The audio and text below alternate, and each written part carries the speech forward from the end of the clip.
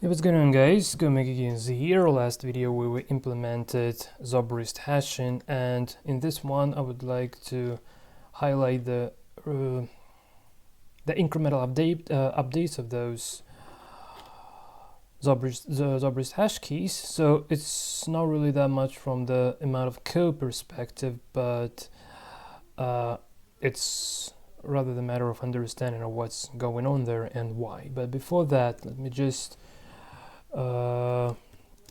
highlight a couple of minor changes I've made. So within the generate hash key, I've changed the condition from looking to coordinates array to the board, to the actual board. Doesn't change anything, just I like how the code looks like more in this case, and also same for the set board FEN, and yeah, and also within the print board, and well, all the rest has remained the same. The only thing that where I didn't change this is within the reset board, because here we're kind of initializing both, so off board is not yet available. So here we use this coordinates is not equal to xx, which just goes for this array to make sure that we're not somewhere off the board. Okay, so this is it now. Just very quick information how to debug these incremental updates for Zobrist hashing. Well, it's much more simpler compared to international Western chess. So you just have a look at the make move. Okay.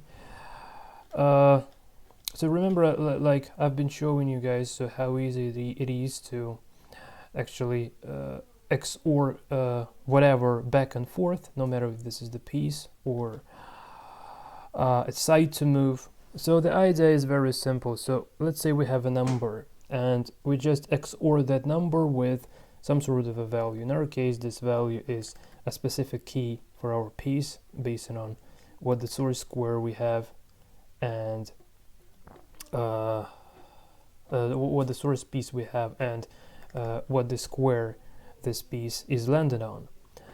So that has been, so these sort of values has been initialized within our piece keys arrays. Okay, sorry, just been a little bit distracted. So it's very simple. So if we want to put a piece on a square, so we're working, so these piece keys are working with the piece square pairs. So if we want to put a piece on a certain square, we're just using the source piece and the source square, and just using this formula, we're just calculating the proper index within the piece keys to represent that piece square pair basically. And now it was just simply XOR this once, then we kind of put in the piece on a square. It would, if we're XORing this one more time, we're removing this piece. So in our case, we need to clean the piece on the source square. So that's the reason why we XOR the source piece multiplied by the board length plus the source square with the hash key. So this line removes the piece square pair from the hash key, and now we also need to it doesn't remove so first we need to put a piece on a new square, so we can add in the piece square pair to the hash key, and then we need to remove the piece square pair from the previous from the source square. So literally what we do here on the chessboard array or on a CNC board array, exactly the same happens with this hash key, just by simply using this XOR in hack. So I've been explaining this in my tutorials before, so you just try to, if you don't understand how this works, you just try to create whatever integer and then XOR it with whatever else integer, and try to do this back and forth, and you will see that if you XOR once, your integer would get changed. If you XOR it one more time, it would get restored. So that's the simple idea behind the XORing, so like I've been showing in the previous video. So we need to XOR piece when it moves, and also when the capture occurs. So here we need to remove the piece from the target square. Okay, and also we need to hash the site. It's very, very simple compared to international Western chess. This is incredibly simple stuff. And also I'm now doing this site bitwise or equals 1 instead of popping the site from the move stack. Not sure this is faster, but just seems a little bit more clean way of doing things. And now instead of pushing this side, I'm pushing this hash key. So just added another element into this object to push to the move stack. So hash key has been pushed, and here within the take back function we just restore the hash whatever it was. So we don't need to incrementally update it back, we just can restore the value for hash key and that's it. So I hope that's clear. And again, like just to imagine how this how this works. So if well, probably I will just go for a simple demonstration here. So we just go to, again, like to our perf testing. So just go for perf driver and just restore my code for, let's just try to print the board and just take the interrupt the user input. Also, let's go for depth 1 because we don't really want this to last forever. And if we now just try to update the stuff, excuse me, okay, this doesn't happen because, okay, let's go for per driver instead. Yeah, save.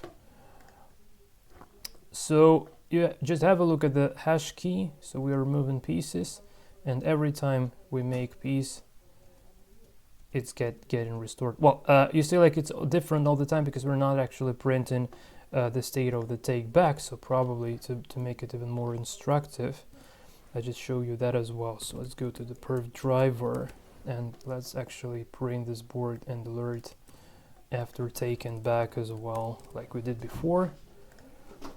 Okay, I'm sorry for the environmental sounds. My cats are playing, going crazy. Okay, so I just need to, hold on guys, I just need to disable this to re-enable my console first, or I won't be able to enable console while this alert is happening. So first re-enabling the console. Okay, and now I can do this stuff again.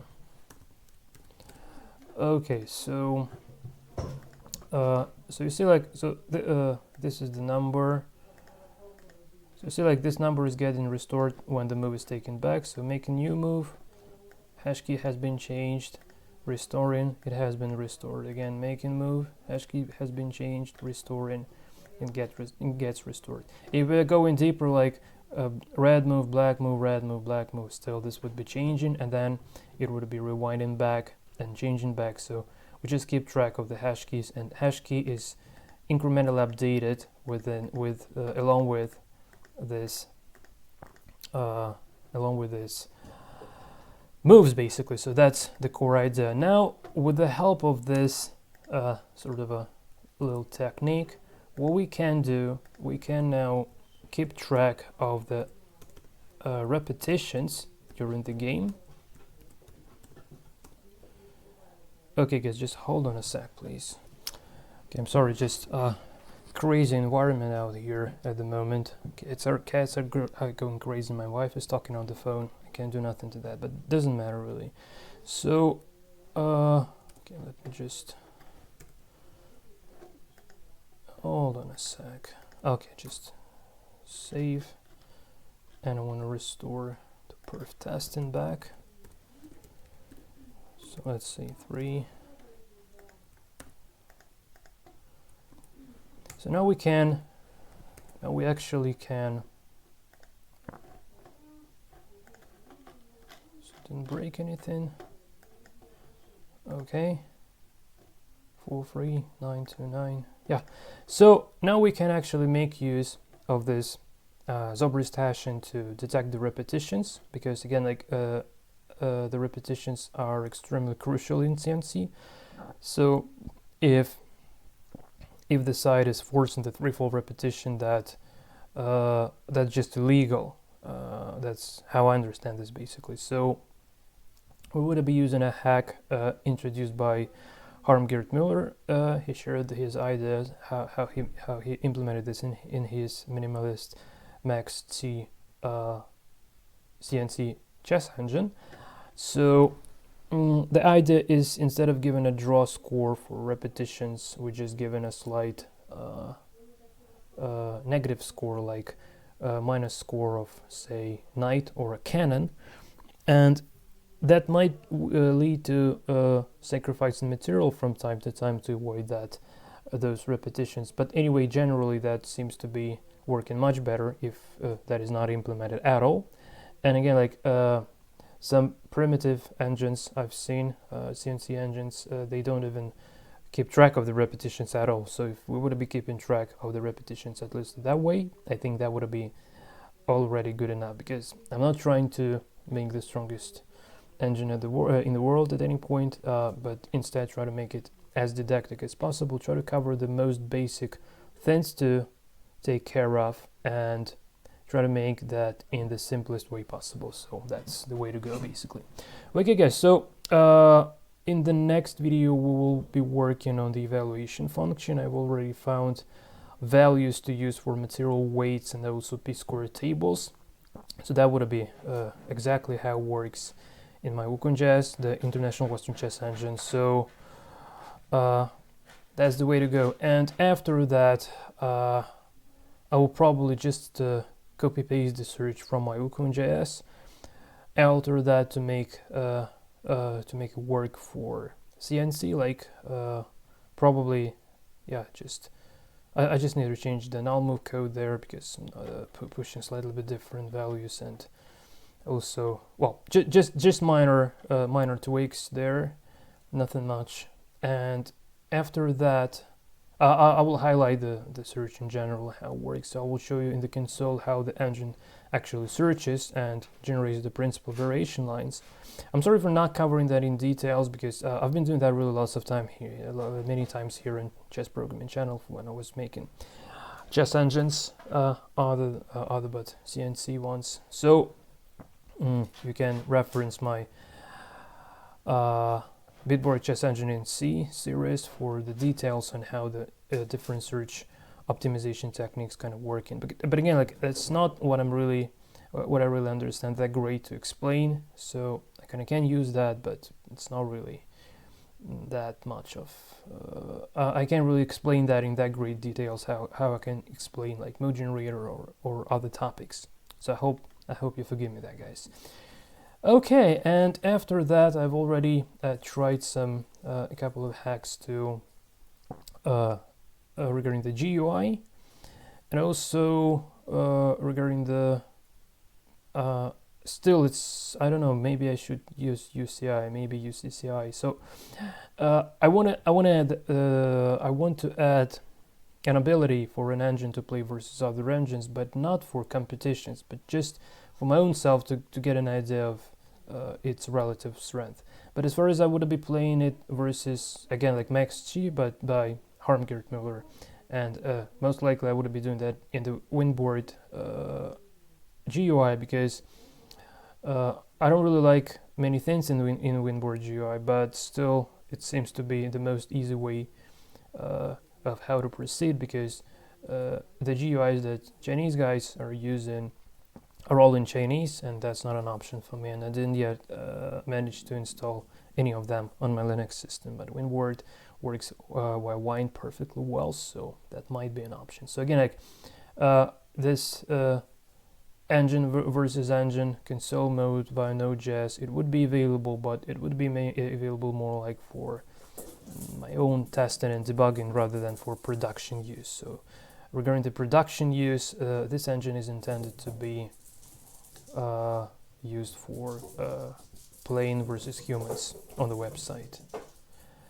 Okay guys, so this is it from my side. Thanks for watching. Until the next time, and take care.